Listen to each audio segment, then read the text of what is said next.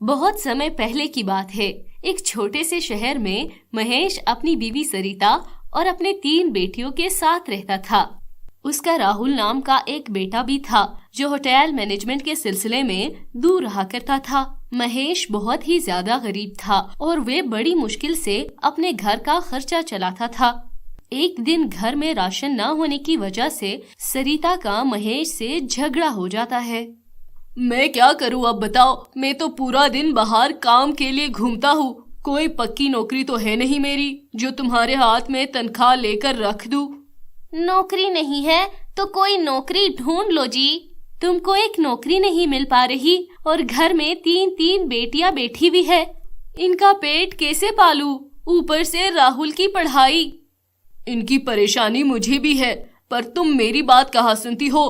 तुम्हें तो बस अपनी बात कहनी होती है। क्यों लड़ रहे हो आप दोनों? प्लीज लड़ाई मत करो ना, हमें भूख नहीं लगी है।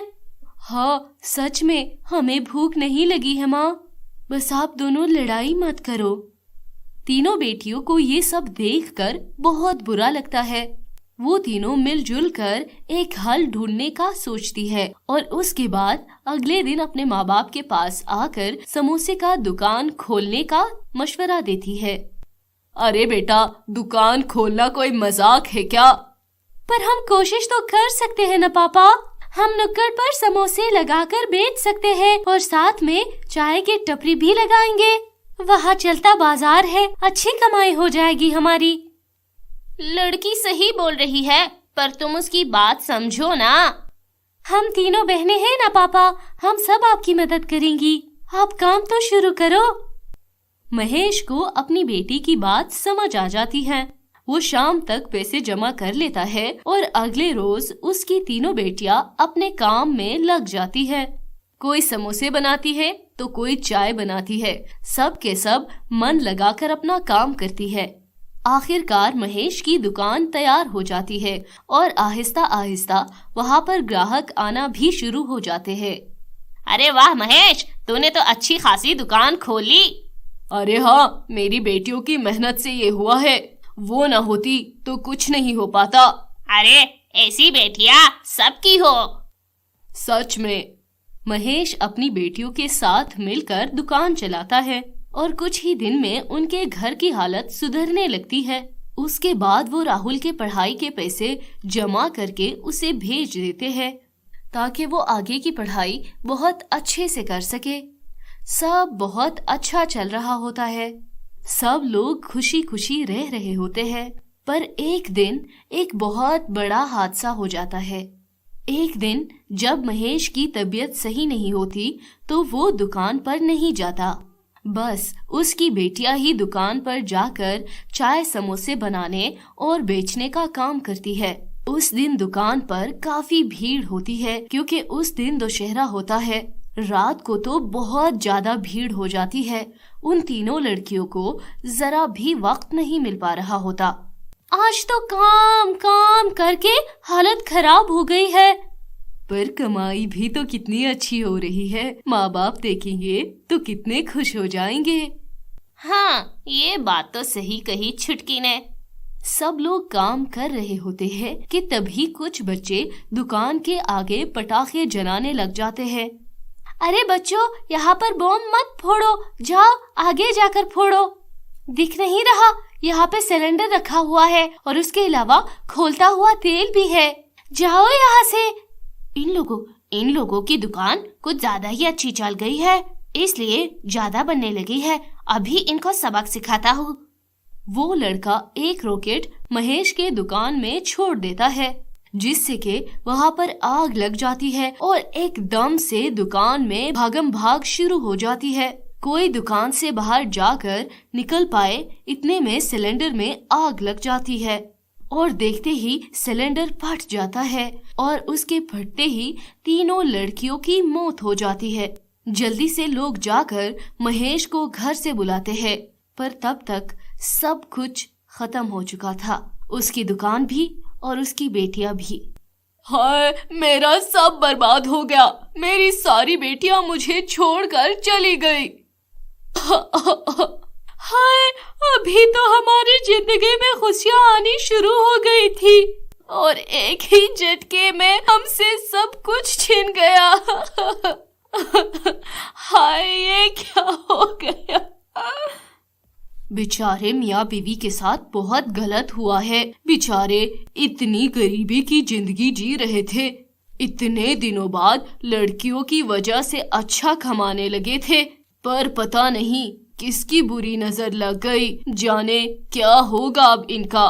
महेश और सविता अपनी फूटी किस्मत को लेकर रो रहे होते हैं।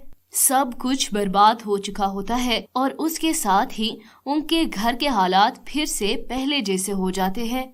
उस रात जब महेश और सरिता सो रहे होते हैं तो उनके घर उनकी 3 चुड़ैल बेटियां वापस आ जाती है। उनके घर के हालात उनको वहां वापस खींच लाते हैं। वो चुड़ैल होती है लेकिन उनके अंदर अभी भी वो बेटियों वाला प्यार होता है। वो अपनी माँ बाप की ऐसी हालत देख नहीं पाती। हमें अब अपने माँ बाप के ऐसे हालात को दूर करना होगा।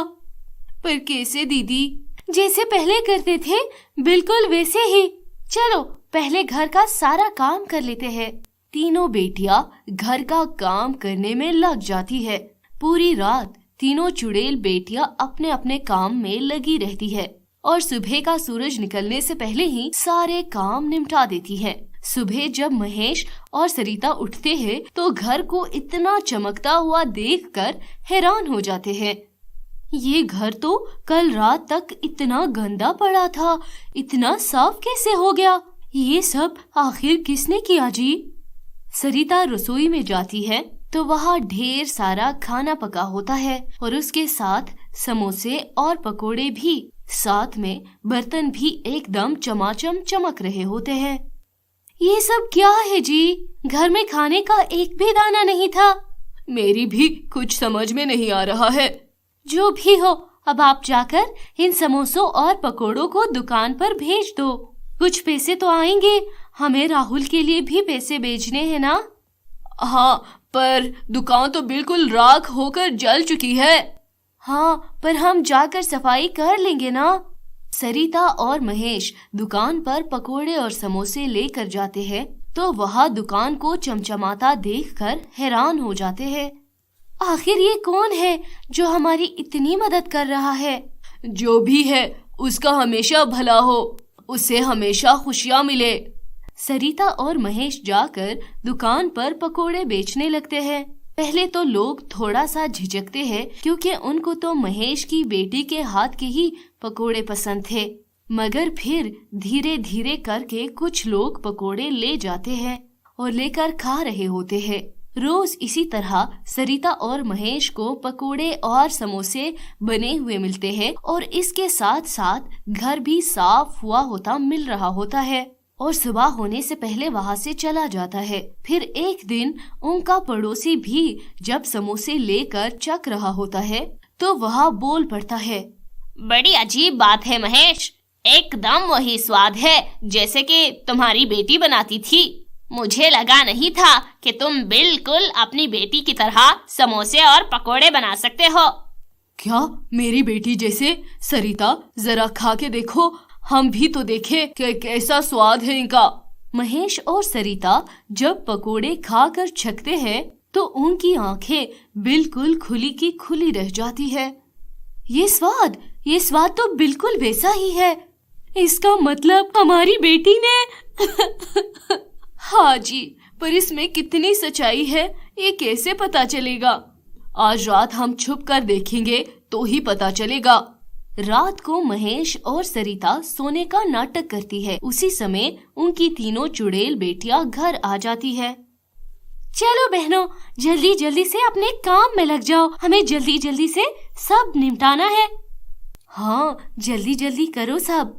सारी चुड़ैल बेटियां अपने अपने काम में लग जाती है।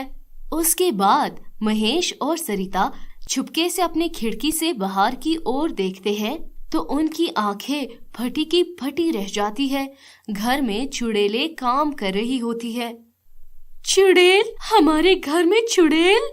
हमें कुछ करना होगा सरिता, ये चुड़ैल हमारे घर में क्या कर रही है?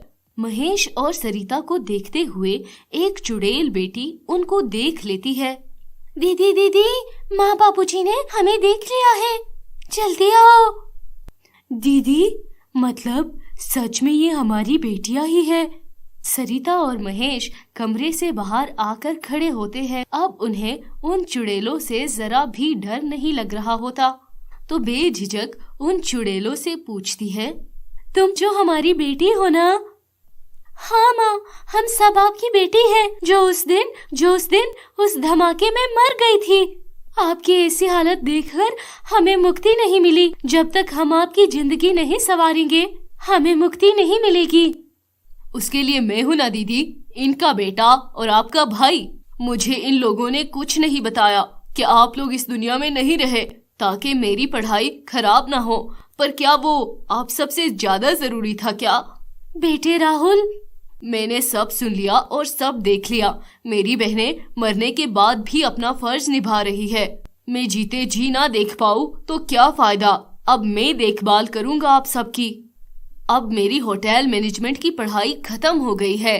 अब मैं यहाँ पर एक बड़ा सा रेस्टोरेंट बनाऊंगा और सब कुछ अच्छा हो जाएगा। सच में राहुल जैसा बोलता है वैसा ही करता है। सब कुछ ठीक हो जाता है। तब जाकर उन तीनों बेटियों को मुक्ति मिल जाती है।